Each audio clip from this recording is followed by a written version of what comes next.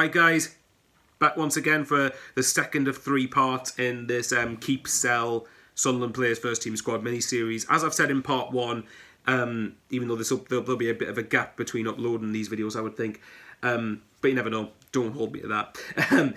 I've said that I'm trying not to include all the youngsters because I obviously want to try and just look at players that are either at worst on the brink of pushing for a first team starting place, or have got an official squad number or in the first team in one way or another.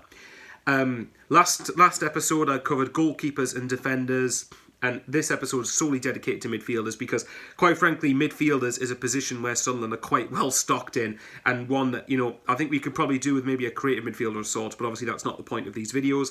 I think that, you know, this is one where we probably need to declutter a little bit and try and then replace with better quality. But let's get into this one. So, Ethan Robson is the first one. I've just kind of got this out of the way just because I'll end up forgetting him if I say it otherwise. I believe he's on loan at Grimsby, where, of course, Elliot Embleton was last season. Ethan Robson's a funny one. I think that there's quite a few people that want to see Ethan Robson given a regular a chance, and when we say a chance, we mean a good number of starts in a row, not just play twice and then go back to the under-23s.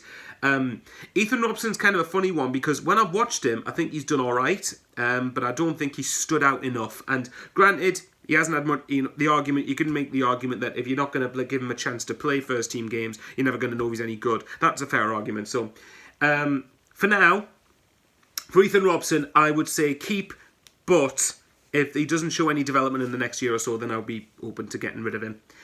Max Power. Obviously, anyone who's watched SCFC Fan TV, I know, and I still stand by, I think Sean and Dino on there, I respect their opinions, obviously, as long as they respect mine, of course, which I'd like to think they do.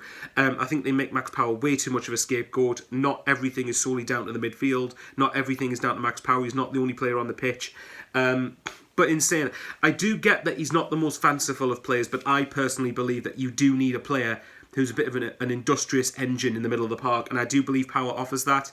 I believe that he's a very crucial player at the side when he plays, and you can say, oh, well, what does he do in terms of getting forward? Like, well, his job's not really to go forward. His job is to try and structure things from the middle of the park. You've got so say in the formation Sunderland play, in a 3-4-3 or whatever it is, you've got, if Power stayed back with the 3 defenders, you've got 2 wing backs, and you've got another 2 midfield, hang on, 2 wing backs, another 3 midfielders, and 3 forwards.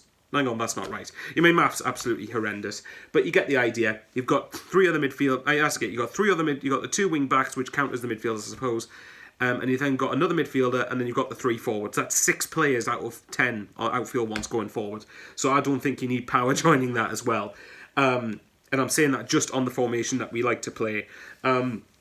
So I would definitely keep Max Power. I think he's quite underrated, actually. I definitely think there's a place for him in the side. Simple as for me. End of. Elliot Embleton. This is another one because this is one where he's had no luck, has he? He's had quite a nasty injury over the last couple of months, and you know, and it's really a shame because Embleton apparently was really, really good at Grimsby, who were only just a league below Sunderland, obviously. So you know, I don't think there's much of a difference between League 2 and League 1.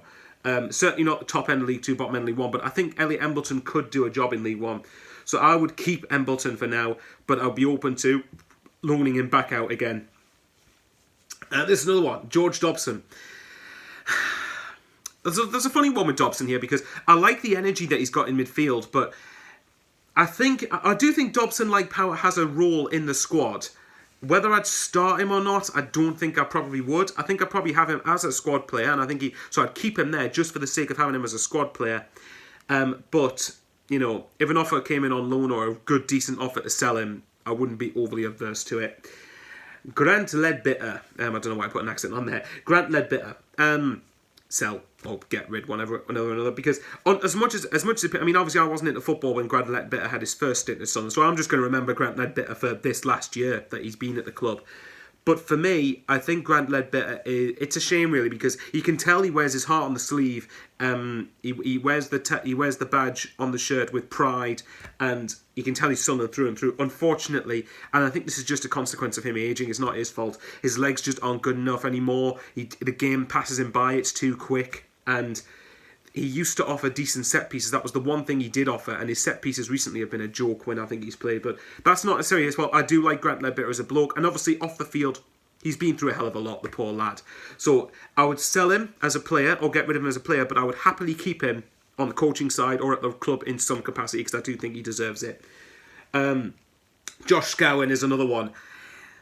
I'm frustrated at the fact that Parkinson's not been giving him enough chances.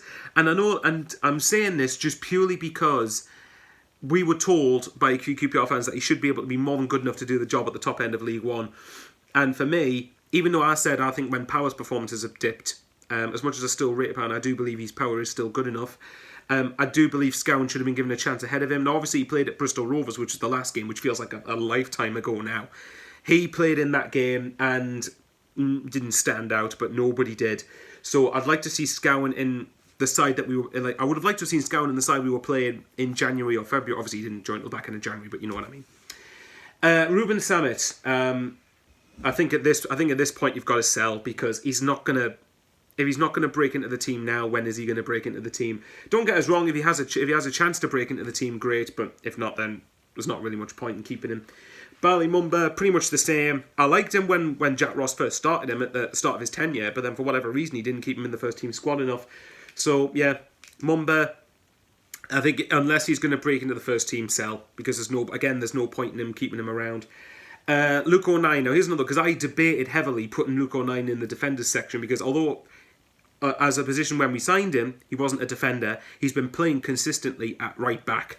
But as far as O'Nien's concerned, keep at all costs. I think also O'Nien's got the energy, he's got the drive, he's done well enough at right back, even though I do think, and the only reason I would keep him at right back is because I think he's the only competent option there.